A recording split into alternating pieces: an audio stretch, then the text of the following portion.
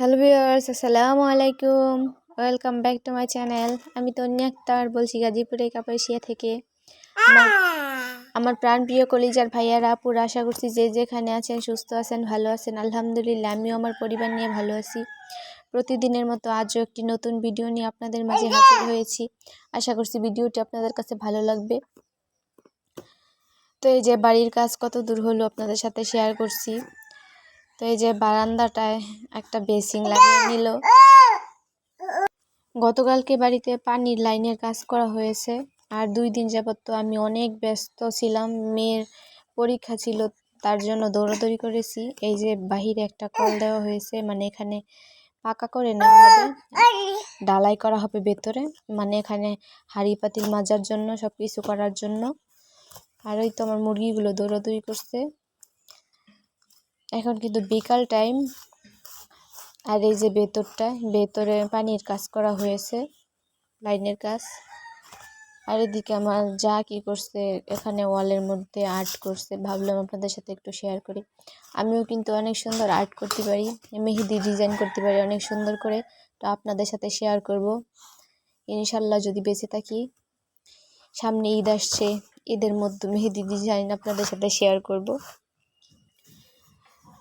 তো এখানে দাঁড়িয়ে দাঁড়িয়ে আঁকছে, আমি একটু ভিডিও শ্যুট করে নিলাম। তারপর আমি চলে আসলাম ছাদে। তো মুরগিগুলো ঘরে যাওয়ার জন্য দৌড়াদৌড়ি করছে। তো ভাবলাম ছাদ থেকে একটু ঘুরে আসি, মুরগিগুলোকেও দিয়ে আসি। তো মুরগিগুলোকে ঘরের ভিতরে দিয়ে দিলাম। আমার একটা মুরগি কিন্তু ডিম নিয়ে কুচে বসেছে। তো 16-17 দিন হয়ে গেছে, ইনশাল্লাহ ডিম ফুটে বাচ্চা বের হবে, আপনাদের সাথে শেয়ার করব। আর এইটাও মনে হয় ডিম পারবে। তো এদেরকে আমি খাবার দিয়ে দিলাম। তো ভিডিওর এই পর্যায়ে সে প্রতিদিনের মতো সেই বোরিং কথাটি বলবো। আমার ভিডিওটি দেখার আগে অবশ্যই একটি লাইক দিয়ে দেখা শুরু করবেন। আর ভিডিওটি দেখতে দেখতে যদি কোনো অংশে ভালো লেগে যায়, তাহলে অবশ্যই চ্যানেলটিকে সাবস্ক্রাইব করে দিয়ে আমার পাশে থেকে যাবেন। আর পাশে থাকা বেল বাটনটি অল ক্লিক করে দিবেন, তাহলে আমি ভিডিও ছাড়া মাত্রই আপনাদের কাছে পৌঁছে যাবে। আর যারা যারা এই কাজটি করে দিয়েছেন, তাদেরকে অসংখ্য অসংখ্য ধন্যবাদ। এই যে মুরগিটা এখানে কুচে বসেছে। তো আপনাদের সাথে বাচ্চাগুলো ডিম থেকে বের হলে তারপর শেয়ার করব। আর এদিকে আমি রান্না বান্না করতে চলে আসলাম। তো এখানে আমি ওই দিন বাজার থেকে, মানে আমার হাজব্যান্ড বাজার থেকে নিয়ে আসছিল, আমিও সাথে ছিলাম আর কি, ডাক্তার দেখাতে গিয়েছিলাম। আসার সময় আর কি মাছগুলো নিয়ে আসছিলাম। তো এই মাছগুলো আমি রান্না করব। এখানে ট্যাংরা মাছ আর দুইটা যে দেখা যাচ্ছে, ওই দুইটা নাকি ভেড়া মাছ বলে, তা আমি চিনি না আর কি।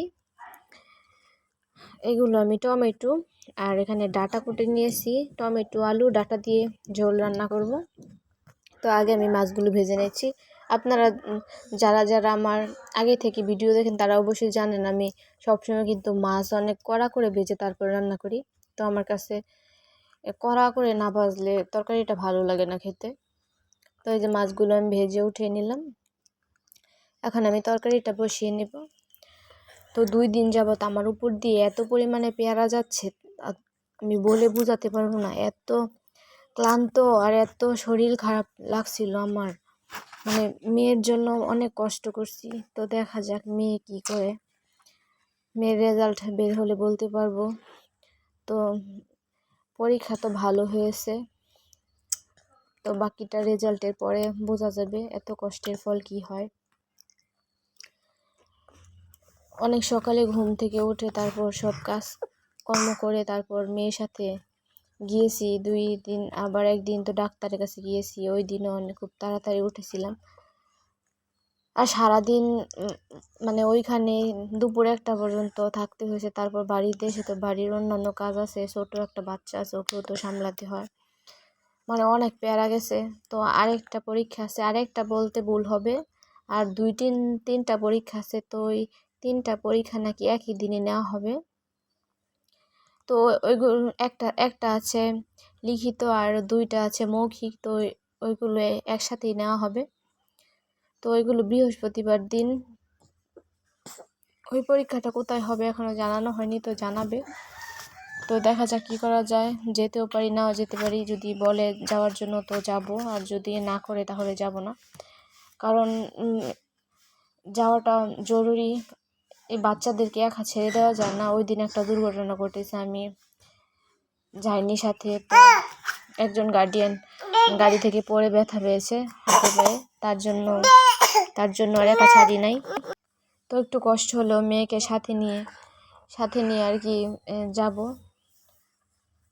তো এখানে কথা বলতে বলতে আমি তরকারিটা কষিয়ে তারপর পরিমাণ মতো ঝোলের পানি দিয়ে এখন আমি মাছগুলো দিয়ে নিলাম। এখন ভালোভাবে জাল করে নিয়েছি। তো দেখতে কিন্তু মাশাআল্লাহ অনেক ভালো লাগছে তরকারির কালারটা, আর খেতেও কিন্তু ভালো লেগেছে। মাছগুলো কিন্তু অনেক মজার ছিল, তো আরও বেশি করে নিয়ে আসা দরকার ছিল। এই মাছগুলো আমি মাত্র অল্প নিয়েছিলাম, আর অন্য মাছও নিয়েছিলাম। তাই যে আমার তরকারিটা হয়ে গেছে, এখন আমি নামিয়ে নেব। এই যে তরকারিটা। তো আমার আজকের ভিডিওটা আপনাদের কাছে কীরকম লেগেছে অবশ্যই কমেন্ট করে জানাতে পারেন। দেখা হবে নতুন কোনো ভিডিওতে। সেই পর্যন্ত সব ভালো থাকবেন, সুস্থ থাকবেন। আল্লাহ হাফেজ।